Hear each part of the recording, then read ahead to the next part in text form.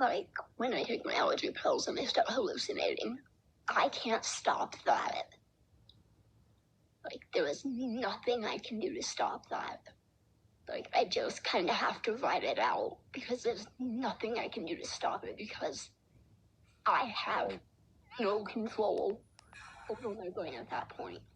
Pretty much like me when I take naps. I can control when I pass out. Not even that. It's literally just the fact that it's funny because everyone's like, oh, well, you only need your heart to survive because once your heart stops, you die. And I was like, your heart only controls so much. But you have to remember that, like, people with Alzheimer's or, like, people with dementia, it's not just, like, it's not your heart you have to worry about because your heart, yes, it like keeps your blood circulating and it keeps you alive, but your brain, if your brain goes, which is like a lot of like what happens when people are Alzheimer's or dementia, because if your brain cannot remember how to let your body function, then you're screwed because our brain does a lot more than we think it does. Everyone's like, oh, people have a heart attack, like, put a stent in. No, it's not just...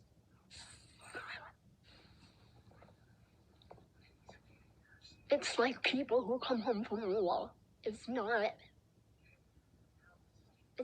physical scars that they have to worry about. It's the mental. And that's why a lot of people from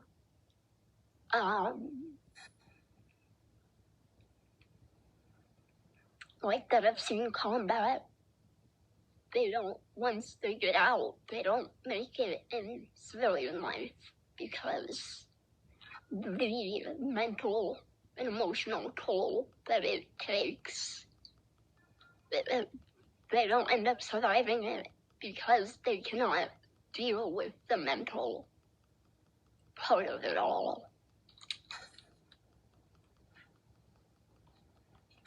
Like, that's why there are so many suicides from people who have seen combat, because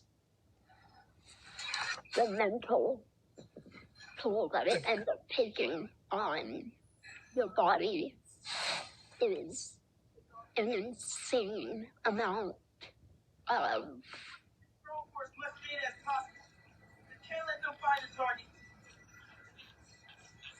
Yeah.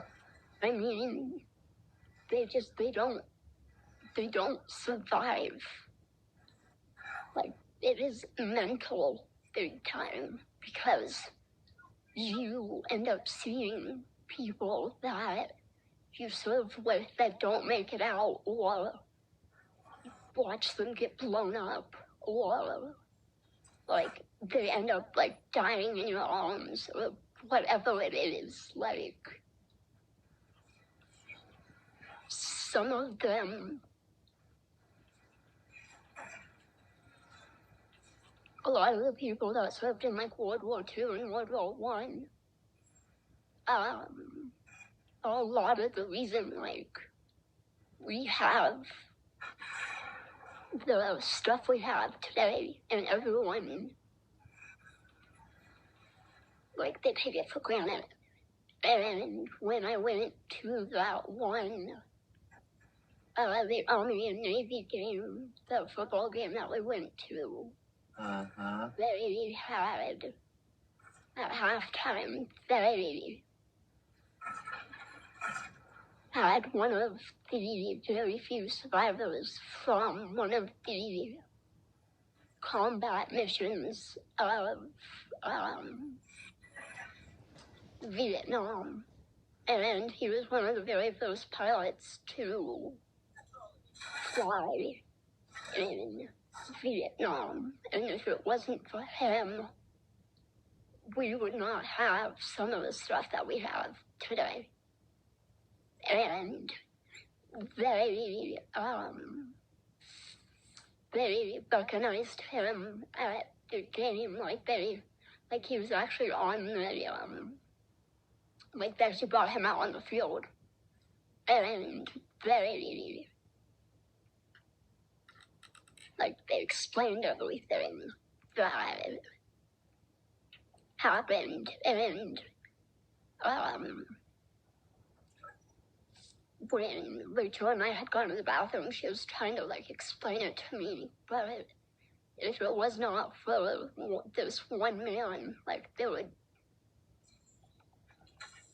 he saved so many lives, and if it wasn't for him, there would be so many issues. Like, we would probably still be at war if, like, part of that wouldn't have happened. And he was one of, like, the last survivors from that, like, that unit.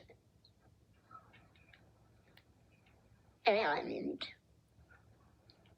he finally got the recognition that he deserved, because obviously in that time they didn't recognize him, so they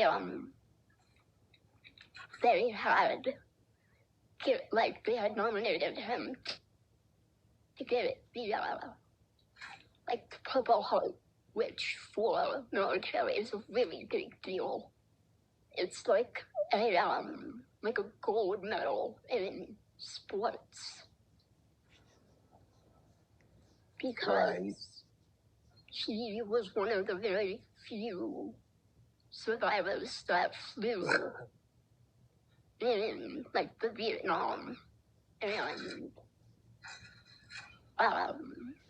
one of the very few that like made it out alive. Do love my history. So, like, it was really cool to see. And then, when they, like, before they started the game, they had some of the people from the Army and the Navy that jumped out of the planes, and when they had them jumping out of the planes, they said like how many times they had either done it, or like that they were like one of the very like first people that did it. And there was this one lady who they were she was like one of the jumpers, and she had jumped out of a plane like 600 times. Yeah. And then they did the obviously Army did a flyover with their planes, but the Navy did also ended up doing like a flyover with the planes. So that was really cool, because they weren't just like normal planes, they were like fighter jets. And it was really, really cool to see. I missed the second flyover because I didn't have the glasses that I have now. I didn't have transitions, so I kind of had to steal Rachel's sunglasses. Right.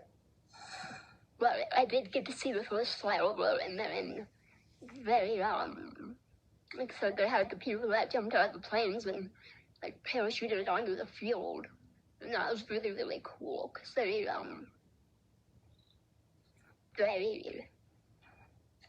like, we got to find out, like, how many times they had either jumped or, just, like, a little fact, like, behind, like, yeah. Oh my god, my brain is dead. And I haven't even taken my meds yet. That's sad, but...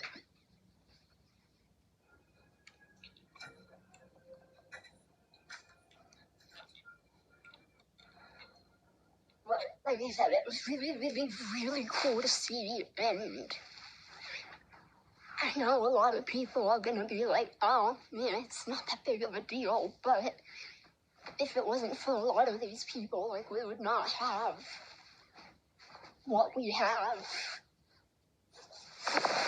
today.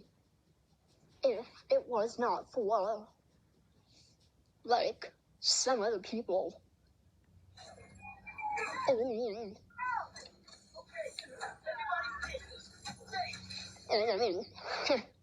I'm gonna say this, and this is probably gonna make me sound like really, really conceited, but I had a family member who, you guys know about Hoover Dam? Yeah. Yeah, one of my family members was working on the Hoover Dam when it was being built. One of my uncles, I think it was.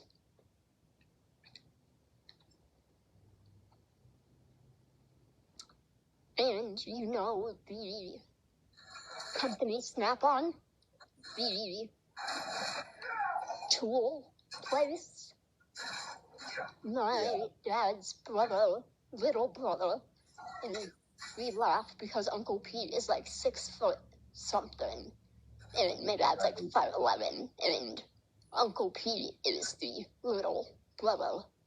So it was always a running joke in the family when he got introduced, because he was the tallest out of everybody in the family. But he works for Snap-on when I think when Snap-on first started, and as far as I know, he still works there. And then I know both my cousins, Sean and Kyle. Sean is the one that had the dog, though, just like Jack, who he had to put down because he ended up with cancer.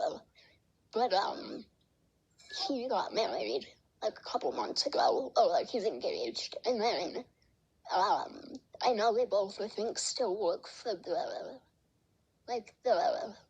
beer company that's in Chicago, I think. Could be wrong.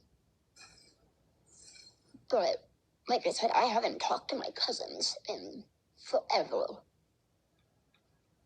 I'm so bad about talking to my own family. And I mean, I have to talk to Rachel. I live with her. But when it comes to Shannon, yeah, I have no idea. Because, I mean, Well, I don't talk to my family because I do not. Rachel and me have an understanding. Who and who? Rachel and me have an understanding. That's because well, first of all, you had to help Rachel hold the dog down while I cleaned up a murder scene. Well, because I'm the strong one in that David house. wasn't there at that point. Yes. And I got to clean up all the blood splatter up the entire stairs from his happy tail. And the funny thing is, like, he cannot lose his tail, because if he loses his tail, he's screwed.